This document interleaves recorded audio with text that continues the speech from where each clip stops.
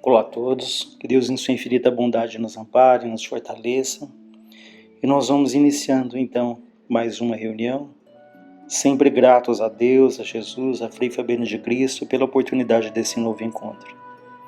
Que luz se faça em todos os lares da terra, que luz se faça no nosso lar, que luz se faça dentro de cada um de nós. Nós trouxemos hoje do livro Nosso Lar, capítulo 15, que se chama Visita Materna.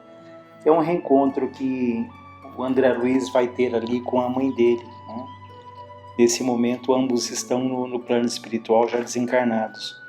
E é um capítulo bastante interessante, mas vale a pena relembrar que, anteriormente a esse encontro, André Luiz passou por um momento ali bastante significativo para ele, pois ele chegou um momento em que, na recuperação dele, que ele se sente ali pronto, preparado para retomar o trabalho de médico na espiritualidade. Então ele tem uma reunião com Clarencio, né? Clarencio, que era ali amoroso, mas também bastante firme na condução ali dos trabalhos, e ele vai ali com toda aquela expectativa de que ele pudesse retomar ali o trabalho do outro lado, o trabalho que ele fazia aqui na Terra, que nós sabemos que ele era um médico, né? E esse pedido é negado, né? Porque o Clarencio diz a ele que o médico do outro lado não pode estacionar em diagnósticos e terminologias. Ele tem que penetrar a alma, sondar as profundezas da alma. Clarencio continua dizendo a ele: muitos profissionais da medicina no planeta são prisioneiros das salas acadêmicas, porque a vaidade lhes roubou a chave do cárcere. Raros conseguem atravessar o pântano dos interesses inferiores, sobrepor-se a preconceitos comuns, e para essas exceções reservam-se as zombarias do mundo e o escárnio dos companheiros. Então Clarencio diz a ele que na Terra ele foi um excelente fisiologista, mas que faltava a ele essa visão mais ampla, né? Porque do outro lado os médicos, eles não só conhecem profundamente da fisiologia, né, das patologias, mas acima de tudo eles têm uma visão do todo, eles têm uma visão ali das doenças do espírito, de qual a origem, qual a matriz que provocam as doenças. Então é um tratamento muito mais amplo, muito mais completo. Tanto que é um momento em que Clarencio fala que o mais simples enfermeiro do nosso lar tem uma preparação como se fosse um médico aqui, tamanha a bagagem que eles carregam para fazer o trabalho que eles fazem do outro lado. Então, naturalmente, André Luiz fica um pouco desapontado, né? Mas é dito a ele que ele poderia recomeçar ali como um aprendiz, né? E tanto que fala, olha, o Clarencio diz a ele: ainda não pode ser médico em nosso lar, mas poderá assumir o cargo de aprendiz oportunamente. Sua posição atual não é das melhores, entretanto é confortadora pelas intercessões chegadas ao Ministério do Auxílio ao seu favor. Essas intercessões que chegavam em favor dele era sobretudo pela mãe dele, né, que naturalmente era uma mãe ali muito amorosa, que já tinha um trabalho bastante intenso do outro lado. E além disso, o André Luiz, durante 15 anos de clínica, ele atendeu ali 6.000 pessoas gratuitamente. Vejam, 6.000 pessoas. E dessas 6.000, 15 jamais esqueceram dele. Essas 15 periodicamente faziam preces por ele. Então vejam que das 6.000, 15 em particular, 15 em especial, sempre faziam prece, e essas preces, esses recursos que chegavam até ele, foram de grande valia, de grande importância na recuperação dele, para que ele conquistasse esse direito, vejam, de ser ali, no momento oportuno, ele voltaria como um aprendiz. E nós vamos então para a parte aqui da visita ali da mãe. Atento às recomendações de Clarencio, eu procurava reconstituir energias para recomeçar o aprendizado. Noutro tempo, talvez eu me sentisse ofendido com as observações aparentemente tão ríspidas, mas naquelas circunstâncias eu lembrava meus erros antigos e sentia-me confortado. Os fluidos carnais compelem a alma a profundas sonolências. Em verdade, apenas agora eu reconhecia que a experiência humana, em hipótese alguma, poderá ser levada à conta de brincadeira. A importância da encarnação na Terra surgia aos meus olhos, evidenciando grandezas até então ignoradas. Considerando as oportunidades perdidas, eu reconhecia não merecer a hospitalidade de nosso lar. Clarencio tinha muitas razões para me falar com aquela franqueza. Passei dias entregue a profundas reflexões sobre a vida. No íntimo era grande ansiedade de rever o lar da terra. Eu me abstinha, porém, de pedir novas concessões. Os benfeitores do Ministério do Auxílio eram excessivamente generosos para comigo. Adivinhavam meus pensamentos. Se até ali não me haviam proporcionado a satisfação espontânea desse semelhante desejo, de rever ali a família, voltar à terra, é que tal propósito não seria oportuno. Calava-me então resignado e algo triste. Lísias, que é o companheiro dele ali, fazia o possível por alegrar-me com seus pareceres consoladores. Eu estava, porém, nessa fase de recolhimento inexprimível em que o homem é chamado para dentro de si pela consciência profunda.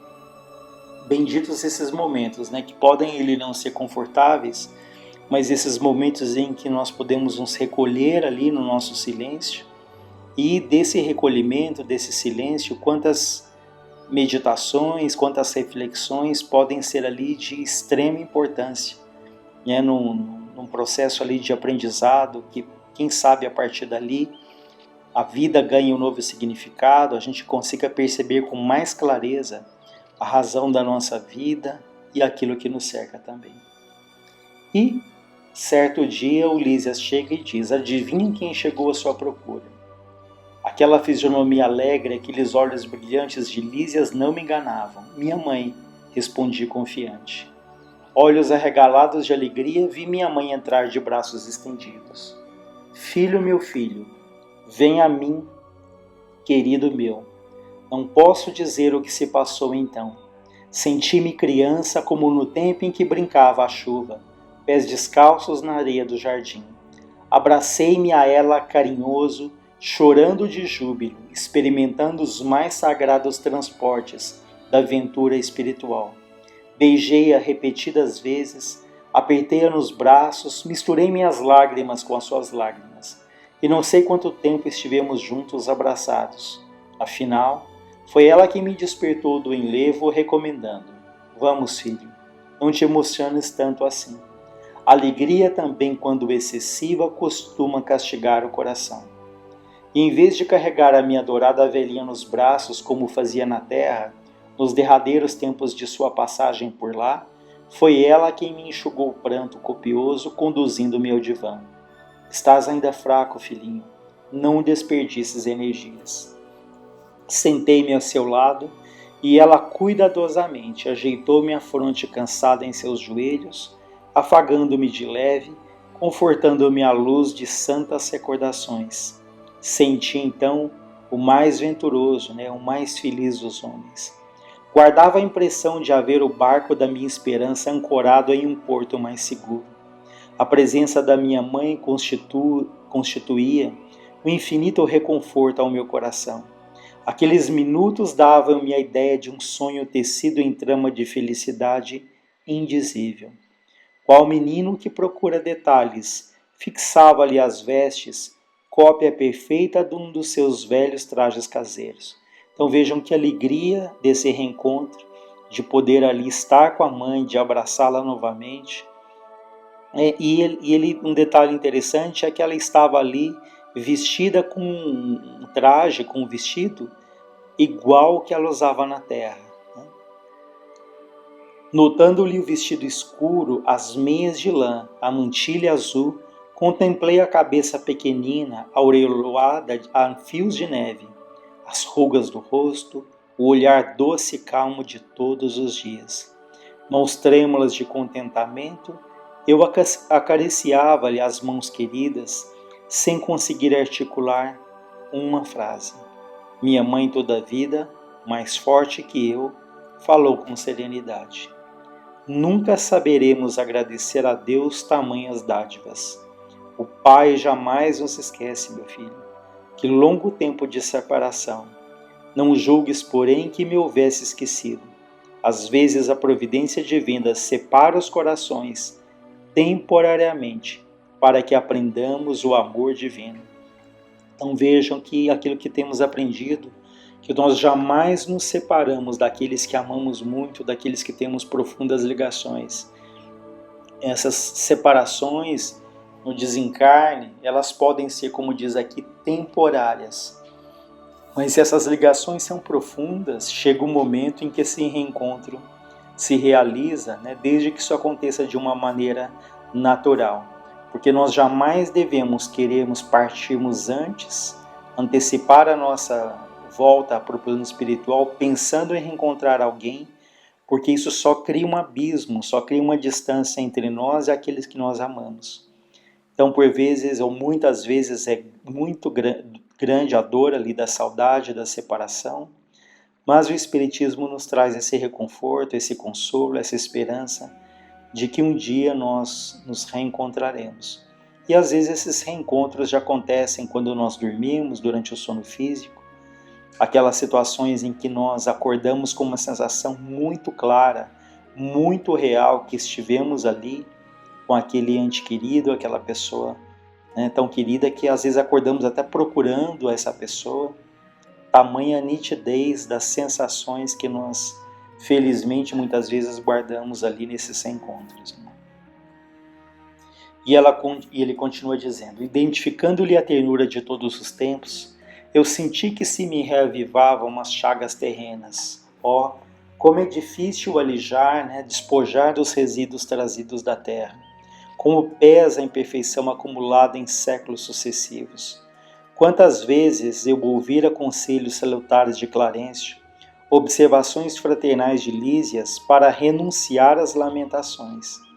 Mas ao carinho maternal como que se reabriam velhas feridas. Do pranto de alegria passei às lágrimas de angústia, relembrando exacerbadamente, né, exageradamente, os trâmites terrenos. Então, se no primeiro momento há toda aquela alegria, todo aquele carinho pelo reencontro, passado esses momentos iniciais, ele começa então, diante da mãe querida, a reclamar, a falar das lutas, das angústias ali que ele trazia, de uma maneira exagerada. Não consegui atinar que a visita da minha mãe não era para a satisfação dos meus caprichos, mas sim uma preciosa bênção de acréscimo da misericórdia divina. Copiando antigas exigências, eu concluí erroneamente que a minha mãe deveria continuar como repositório das minhas queixas e males sem fim.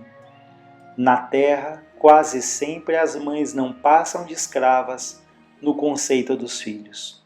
Raros lhes entendem a dedicação antes de as perder. Na mesma falsa concepção de outros tempos, descambei para o terreno das confidências dolorosas. Isso é um fato, né?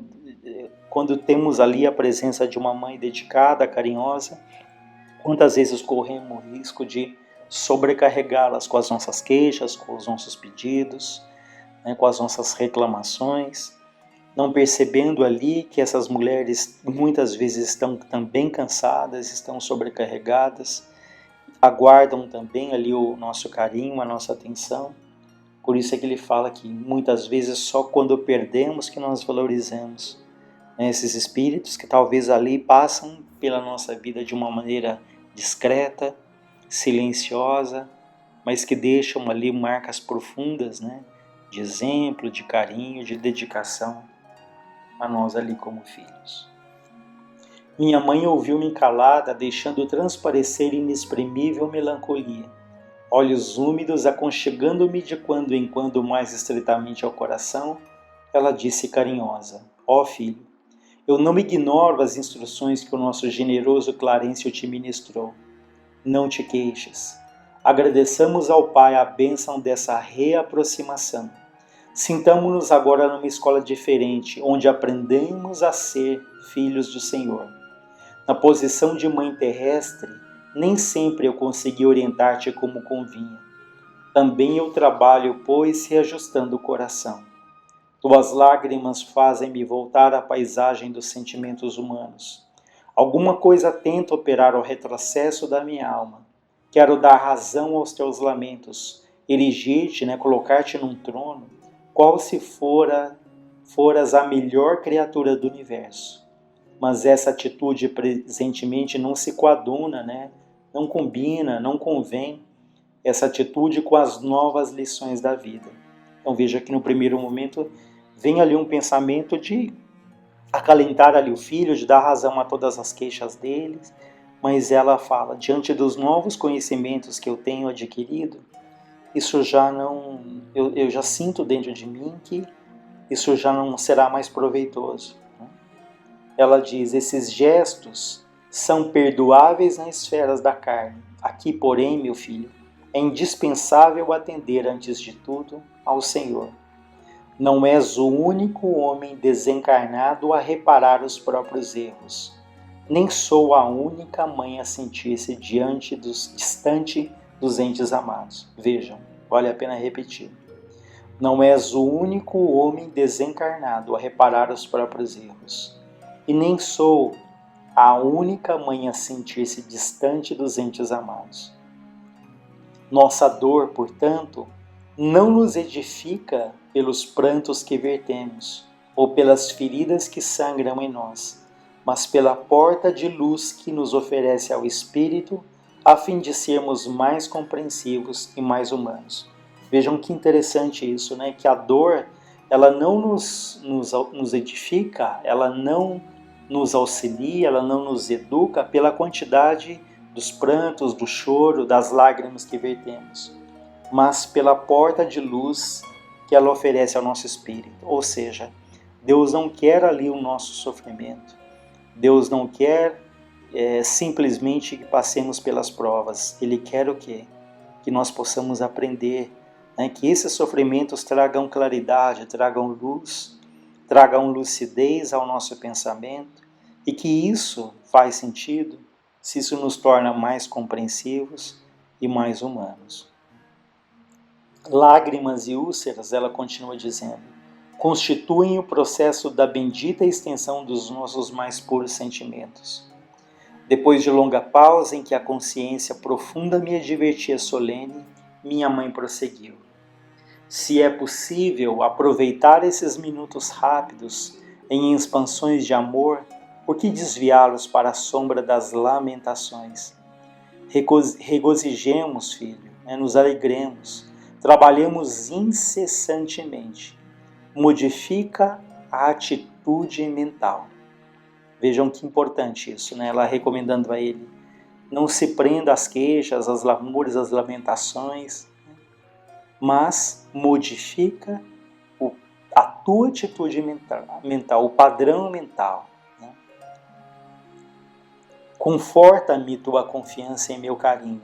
Experimento sublime felicidade em tua ternura filial, mas não posso retroceder nas minhas experiências. Amemo-nos agora com grande e sagrado amor divino. E André Luiz diz, aquelas palavras benditas me despertaram. Guardava agora a impressão de fluidos vigorosos que partiam do sentimento materno, vitalizando-me o coração. Minha mãe me contemplava desvanecida, mostrando belo sorriso. Ergui-me respeitoso e beijei-a na fronte, sentindo-a mais amorosa e mais bela que nunca. Então acho que é um relato bastante interessante desse reencontro dele com a mãe. E para nós ali fica esses aprendizados, de que nós nunca nos separamos daqueles que verdadeiramente amamos.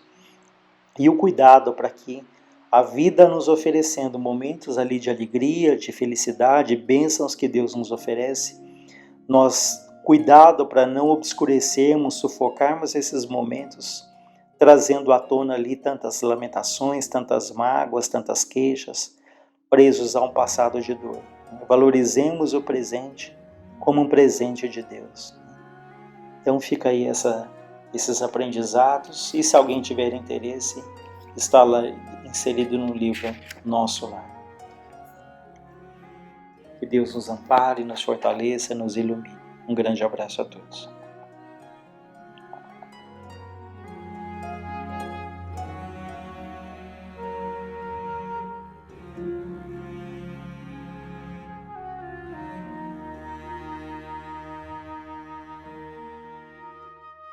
Boa tarde a todos. Estão todos bem? Continuam se cuidando? É necessário que tenhamos a esperança e a confiança em Deus, nosso Pai. Vamos dar continuidade à segunda parte da nossa sessão, trazendo hoje o assunto sobre mediunidade. Vimos nos nossos últimos encontros sobre a interferência dos espíritos na nossa vida, na intervenção dos espíritos no mundo corporal. E sabemos que Deus nos concede a oportunidade da mediunidade na encarnação para a nossa própria evolução. Temos aqui a questão 14 do livro Diretrizes de Segurança, de Divaldo e Raul Teixeira. Nessa questão, a resposta é do companheiro Raul Teixeira. A mediunidade é uma ferramenta indispensável na evolução do espírito na Terra. A mediunidade como possibilidade de registrar o mundo invisível em razão dos implementos psíquicos da criatura é inerente ao ser humano. Todos a possuem nos graus mais variados. É uma condição humana inalienável, ou seja, que não pode ser retirada nem transferida. Então, nós já estudamos oportunamente sobre a questão da mediunidade, que ela é um fator que é inerente à nossa vontade. Isto já é um planejamento antes de encarnarmos, para que possamos, diante dos compromissos assumidos em outras encarnações, podemos galgar algum grau de evolução. Então, é uma condição inalienável, né, que a gente não pode retirar, que Deus nos concede, os espíritos bondosos, na programação da nossa encarnação, nos concede para colocarmos em prática essa comunicação, essa missão, para que possamos evoluir. A atividade mediúnica, correspondendo a um compromisso assumido pelo indivíduo na prática espiritual para contribuir de alguma forma com as ações do bem no mundo, essa não é ferramenta indispensável à evolução. É uma opção da alma, feita antes da sua encarnação, quando a criatura se depara com um conjunto de comprometimentos que assumiu com as leis de Deus, quando analisa equívocos e omissões por elas vividos, ou uma sugestão benfazeja dos mentores que orientarão a sua encarnação, verificando que essa atividade poderá ser decisiva no processo de emancipação espiritual do seu tutelado. Então, ela não é somente uma ferramenta a única para evoluirmos. Não, ela é uma condição, né, ali sugerida pelos bons espíritos para que possamos atingir, né, uma melhoria, uma reforma interior. Por quê? Como eu já disse, quando a gente se depara com todos os nossos débitos, com todos os comprometimentos que assumimos durante as nossas encarnações, Deus, né, nos concede para que possamos aliviar todo esse sofrimento. Temos várias lições na doutrina esclarecendo sobre isso, que muitas vezes se pede doenças incuráveis, situações constrangedoras, mas só a mediunidade nos fará enxergar de uma outra maneira a nossa vida. Pode-se assim avançar nos passos da evolução espiritual ajustado ao bem, perseguindo cada vez mais intentos progressos e cooperar com o Criador na sua obra, sem que se esteja propriamente a serviço da mediunidade. Então, ela é, logicamente, um ponto a mais para que possamos nos reformular, porque diante do contato com aqueles espíritos sofredores, vamos enxergar ali a bondade, né, a vontade de ajudar. Então, ela não é uma possibilidade para o ajuste, para o progresso espiritual. Pegando agora o capítulo 20 do livro dos médiuns, Influência Moral do Médium, o item 226, a primeira pergunta de Kardec aos espíritos. O desenvolvimento da mediunidade se processa na razão do desenvolvimento moral do médium, porque nós podemos pensar, se é uma ferramenta para galgarmos ali, né, a nossa evolução, a nossa reforma interior, esse processo, ele deverá ter algo ligado à questão moral? Então, os espíritos respondem, não, a faculdade propriamente dita é orgânica e, portanto, independe da moral. Mas já não acontece o mesmo com seu uso, que pode ser bom ou mal, segundo as qualidades do médium. Então, a mediunidade é algo orgânico. Quando vamos encarnar, o nosso corpo já é preparado para que possamos ter ali o tipo de mediunidade, que possamos desenvolvê-la naturalmente, e o nosso corpo já é predisposto nessa situação orgânica. Mas os bons e os maus vão possuí-la.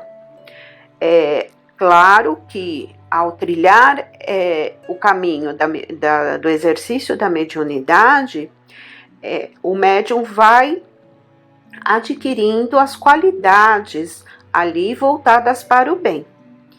Pela influenciação dos espíritos, desde que ele tenha esse caráter de boa vontade, de estudo, de aprimoramento, de equilíbrio, tudo caminhará para que ele possa ser vitorioso no caminho do bem. Mas devemos lembrar que a mediunidade ela é orgânica e que ela não está, ela está segundo a qualidade do médium, para o bem ou para o mal. Na questão 2, sempre se disse que a mediunidade é um dom de Deus, uma graça, um favor divino.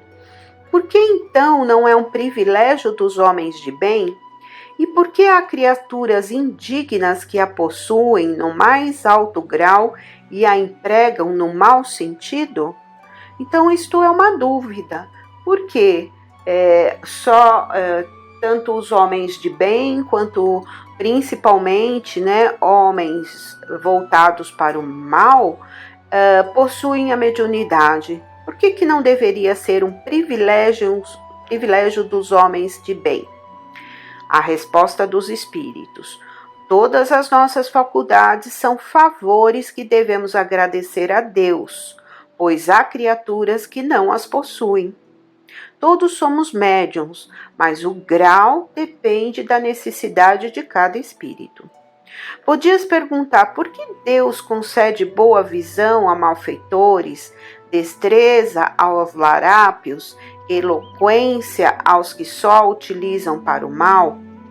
Acontece o mesmo com a mediunidade. Criaturas indignas a possuem porque dela necessitam mais do que as outras para se melhorarem. Pensas que Deus recusa os meios de salvação dos culpados?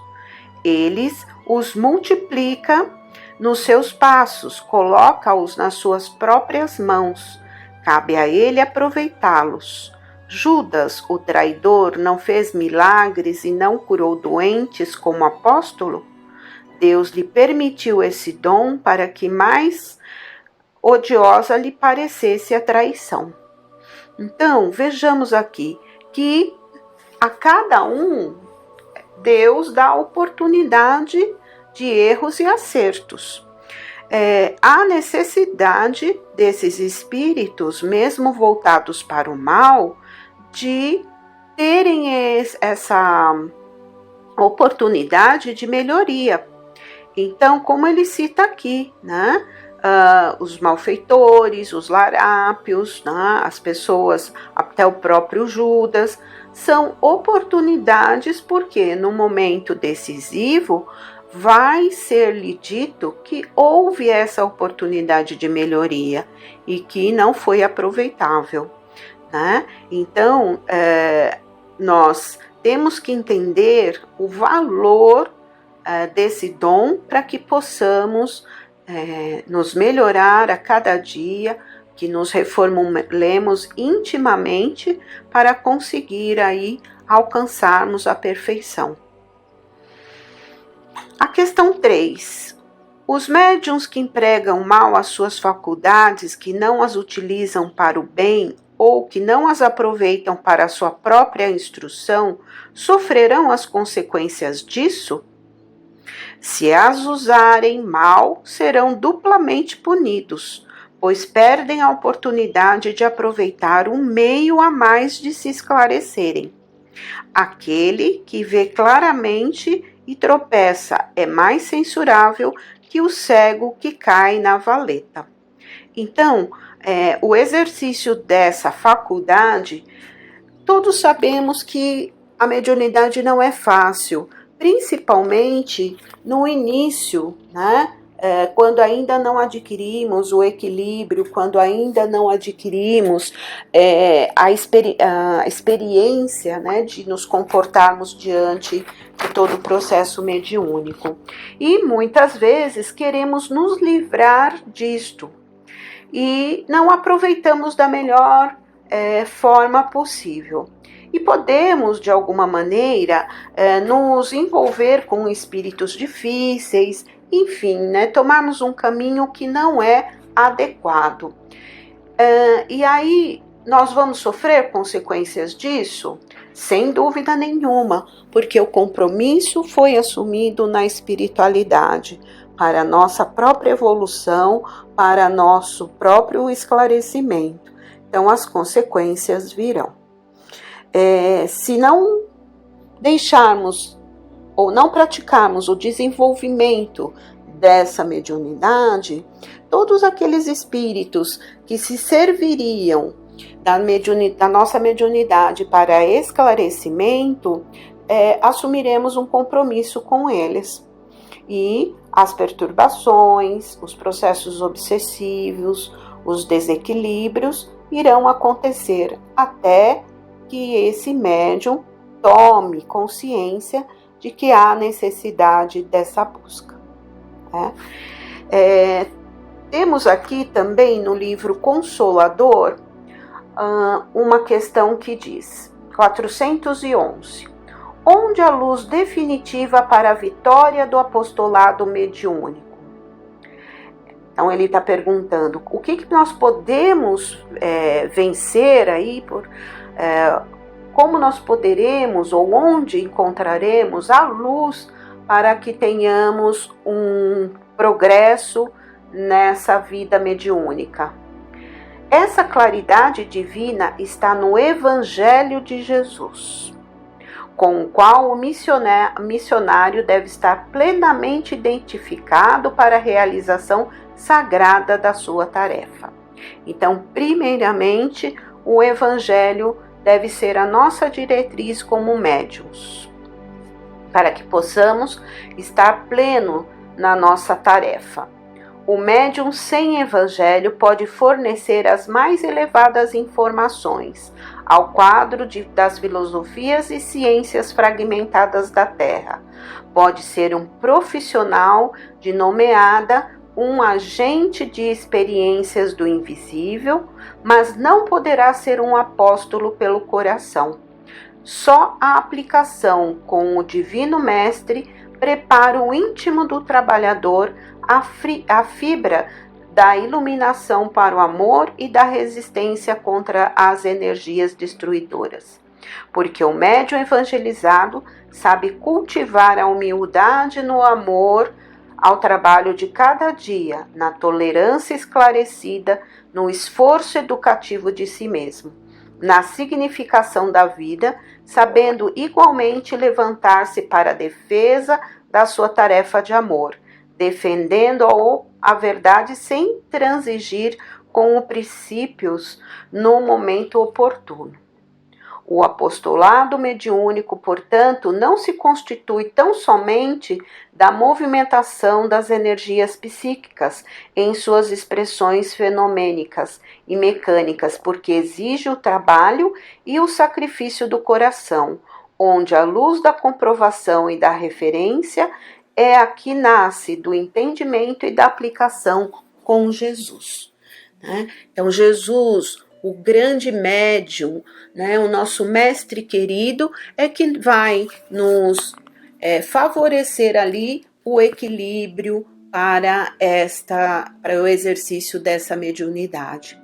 Ele nos dará o caminho através do nosso evangelho, a humildade de sermos ali trabalhadores dentro dessa doutrina tão maravilhosa. Mas também temos grandes médiums, e pessoas que fazem uso dessa mediunidade tão valorosa em outras religiões, em outros processos, mas sempre com o nosso mestre querido nos orientando, nos assistindo. Espero ter contribuído de alguma maneira com algum ensinamento sobre essa parte, sobre a nossa tarefa como médiums. Que possamos estar sempre lendo as obras de Kardec, à luz dos espíritos bondosos, para que possamos ter ali o discernimento da nossa tarefa como médium, da importância desse processo, para que consigamos, juntamente com Jesus, sermos instrumentos de amor.